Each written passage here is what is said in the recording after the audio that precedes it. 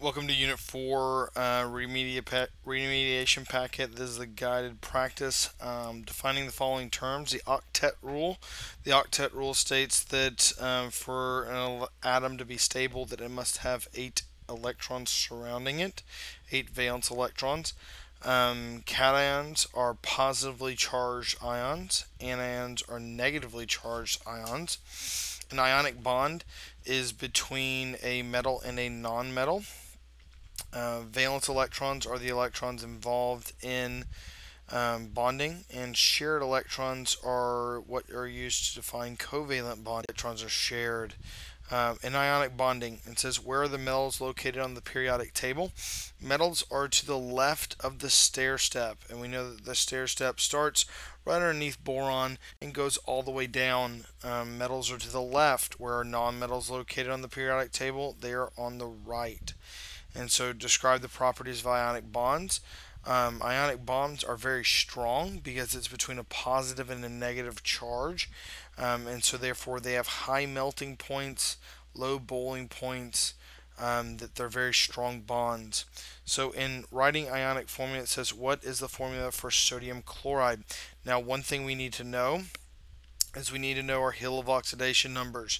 So in group 1, it has a +1 oxidation number, 2 is +2, 13 is +3, 14 is ±4, 15 is -3, 16 -2, and 17 -1.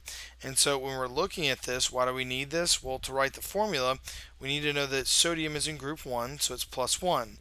So we go N a +1. Chlorine is in group 17, so therefore it's -1.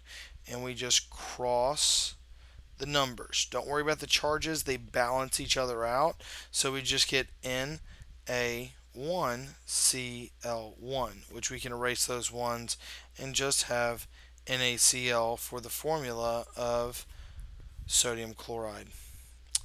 Next, it says, what is the name of MgO? Well, we're looking at it, we have Mg is magnesium, O is oxygen, and all we do is we change the ending of oxygen to "ide." So it's magnesium oxide. Magnesium oxide. Next, we says, what is the formula of calcium nitride? So calcium is in group 2, so it is Ca and has a +2 charge. Nitrogen is in group 15, so it is -3.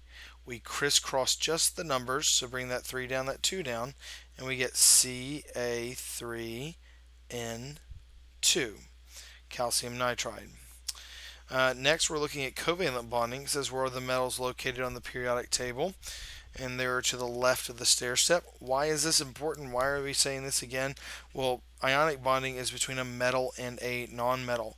Covalent bonding is between a nonmetal and a nonmetal. So the metals are to the left of the stair step, nonmetals are to the right of the stair step.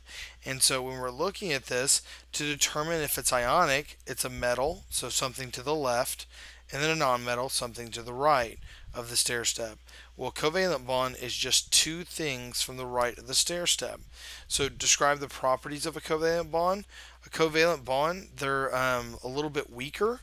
They're not as strong as ionic bonds because they are just sharing electrons. They haven't totally transferred it, so it's not a positive and negative charge. It's just sharing them between each other, and so it's not as strong. So it has very low boiling points, very low melting points, and their bonds aren't as strong, so it's not as hard as a particle. And so covalents generally have their gases. Looking at their formulas, it says name all the Greek prefixes, so we need to know these. Mono is 1, di is 2, tri is 3, tetra is 4, penta is 5, hexa is 6, hepta is 7, octa is 8,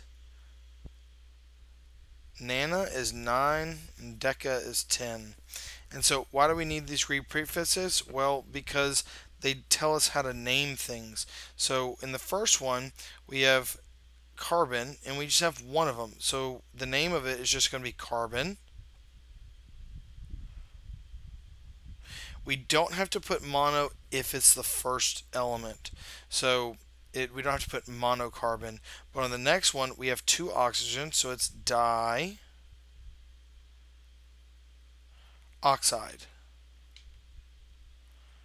We change it from dioxygen to dioxide. We put that IDE ending. So when we're looking at this one, dinitrogen, how many nitrogens do we have? 2. Pentaoxide, how many oxygens do we have? 5. So it's N2O5 on that last one.